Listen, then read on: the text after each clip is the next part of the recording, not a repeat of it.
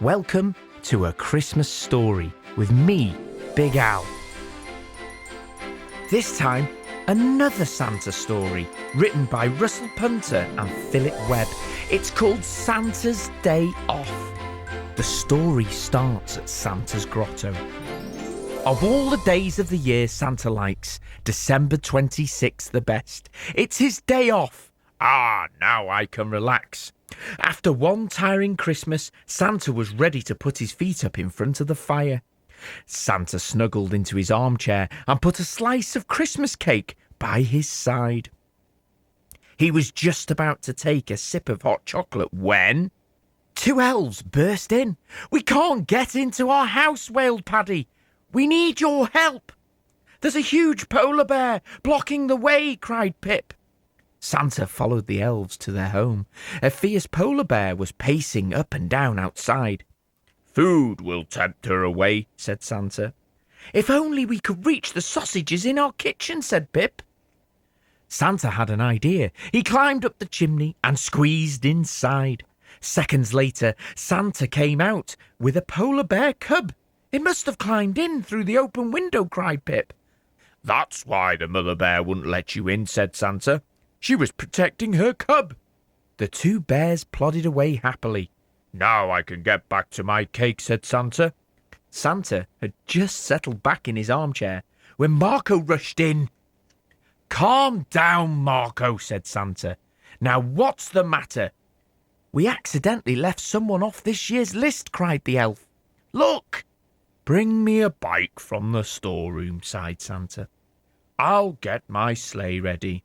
An hour later, Santa landed at the Johnsons' house. As Santa approached, he heard voices. "Perhaps you'll get a red bike next year, Jason," said a man. Santa looked down at the bike. It was blue. He took a deep breath and returned to his sleigh. One return trip to the North Pole later, Santa was back with a red bike. Jason was overjoyed. Santa headed north again. He was almost home when he heard a cry for help. Santa went to investigate. A farmer was standing by a frozen lake. "My sheep have wandered onto the ice, Santa," he said, "and it's starting to crack. Please don't let them down." Santa flew his sleigh just above the sheep.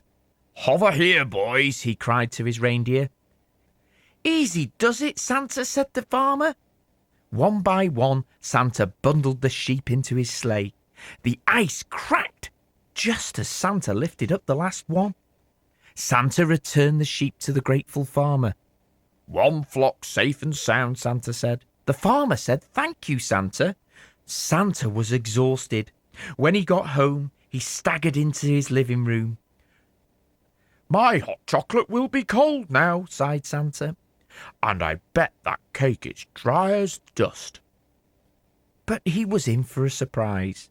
By his armchair was a mug of steaming hot chocolate and a pile of cakes and a stack of storybooks. Even Santa's slippers were warming by the newly lit fire.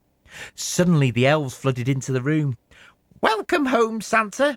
"How kind of you all," smiled Santa. "Our pleasure," said Paddy. "You've shown us that kindness is what Christmas is all about." Until next time, Merry Christmas.